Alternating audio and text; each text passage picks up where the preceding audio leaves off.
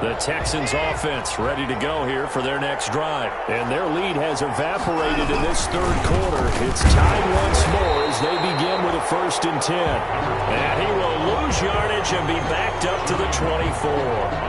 Officially, it's a 1-yard loss. That's going to bring up 2nd and 11. At the 24-yard line. Ball at the 24 and a 2nd and 11. Now a handoff as they run left side. And not much to speak of. Call it a 1-yard gain up to the 26. The tackle by Joe. Defensively, we always know that he is tough in run support, and I think the way that he gets there is he understands what an offense is going to do before the ball's even snapped. A great job of scouting prior to the game, then reading, reacting, and taking the right path to the ball carrier.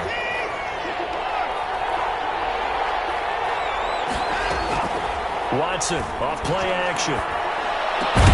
He finds his target, Fuller.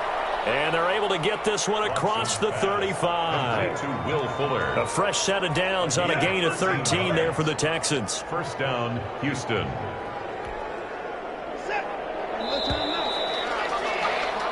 We're on to the 4th here on Thanksgiving Day. This is the National Football League on EA Sports.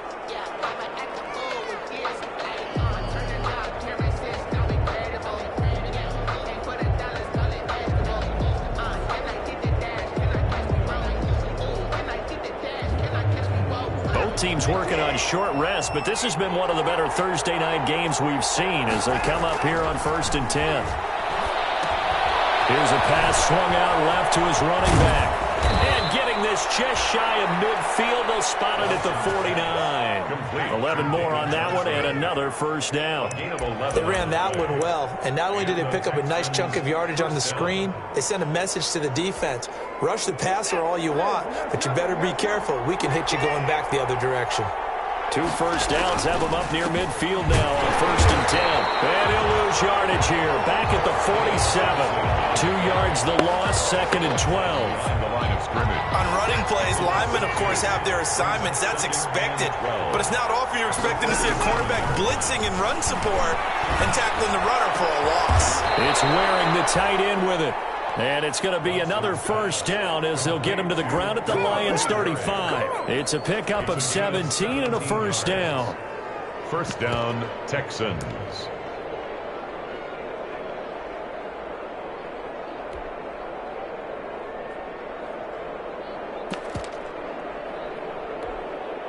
So the ball moves into Lion territory now. Here's 1st and 10 at the 35-yard line. Hands it off out of the gun. It's a 6-yard gain on the ground, and that'll make it 2nd and 4. And there we saw one of the downsides of blitzing during a rundown, because sometimes you get out of your gaps. You don't fit the run quite as well because you're headed towards the ball carrier with abandon.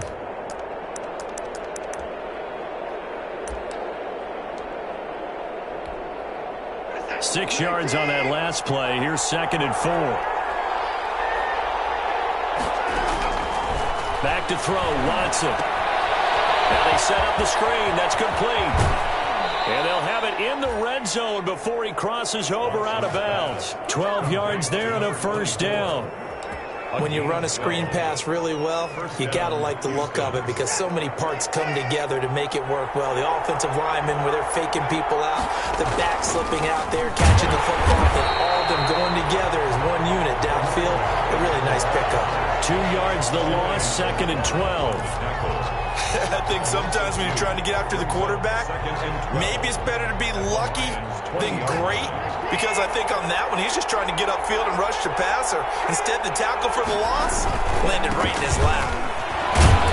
They'll get forward for 3 down to the 16-yard line. For the running back. Well, they certainly had success throwing the ball on this drive, and not as much running it as we just saw once again on that last play. Stopped after a very short gain. But I wouldn't abandon the run totally, because otherwise, pass rushers just tee off on your quarterback. It makes it very, very difficult for him in that situation. The Texans on 3rd down. They've been near perfect, 4 for 5 to this point. This is 3rd and 9.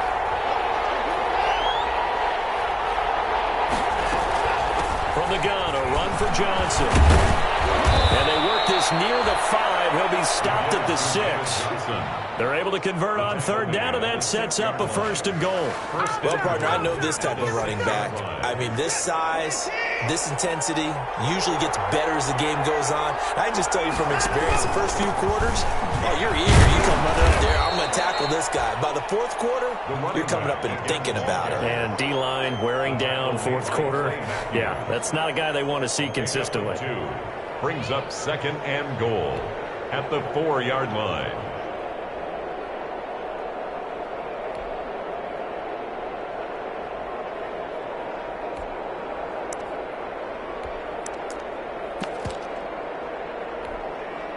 Second and goal from inside the 5.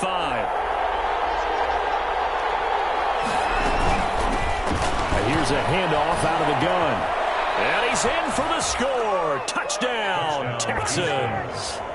Karan Higdon with touchdown number 3 in the game and 6 on the year. And the Texans have broken the tie. He's got the hat trick now of rushing touchdowns. Also has his team the advantage. And I'm looking at it 2 ways here. If I'm on defense, I don't care what they do now. I commit as many people as it takes to slowing him down running the football. Even if they want to hit me over the top on play action, I just don't let him beat me that way anymore. And if I'm him, I'm in the huddle calling the plays myself. I don't care what play call comes in. I tell my quarterback, guess what? You handed it to me again. And if I'm the quarterback, I'm saying, okay, that sounds good, right? Smart quarterback. The Detroit offense ready to begin their drive. And now, after the touchdown a moment ago, they work from behind in a 7-point game in this 4th quarter. Plenty of time on the clock. And this one goes nowhere. Losing yardage back at the 22. He'll lose a yard there, and it's 2nd and 11. I think it's pretty evident. We can say what a difference a week makes. Last week, he ran pretty much wild, didn't he? Did pretty much what he wanted to do. But this one, they've stopped him cold. That, to me, that's good scouting and even better execution. Yeah, and they stopped him behind the line. Oh, a crusher there as it's intercepted. Picked off by the safety, Eric Reed. He got it out of the pocket there, was wondering what he was going to do with it, but I think he was calling, his receiver was calling for the ball, wasn't he? He certainly was. The problem, he called for it too late, and when he delivered, they were all over him in the secondary and came up with the interception. So from the 36 now, 1st and 10. They'll try and run some clock here as they keep it on the ground. And he'll get 2 or 3 out of that one, as that is going to take us to the 2-minute warning. He's taken down. The veteran Jamie Collins there on the tackle. 3-yard pickup. Brings up 2nd and 7.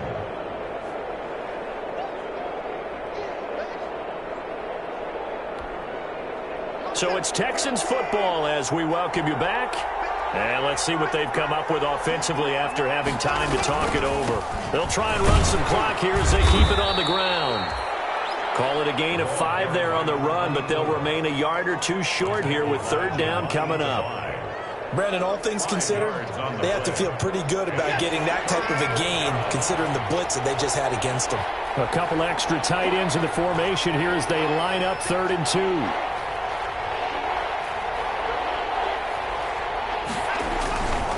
They'll try and run some clock here as they keep it on the ground. And he is going to have the 1st down, and that is going to suck the life right out of this crowd. It's a gain of 3, and it gets him the 1st. It's a gain of 3. And the Texans 1st down.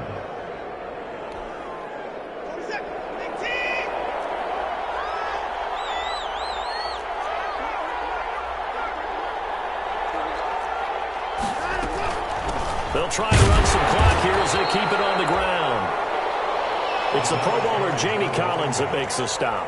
That's just a pile of bodies there, and that's when you kind of find out who's a tough guy, right? Who can stand up and make a play. It was only a 3-yard run, but for both sides, they had to walk away from that feeling like, okay, I can stand up when the going gets tough in here.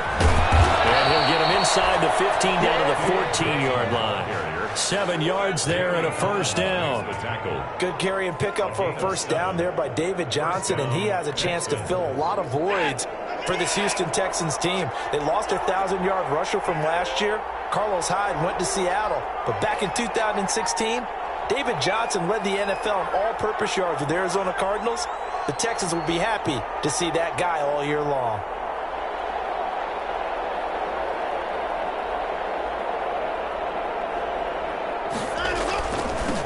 Now they'll run it on the toss. And they're going to lose some on this play. Being knocked back to the 18. That's going to go as a loss of 4, and it'll be second down.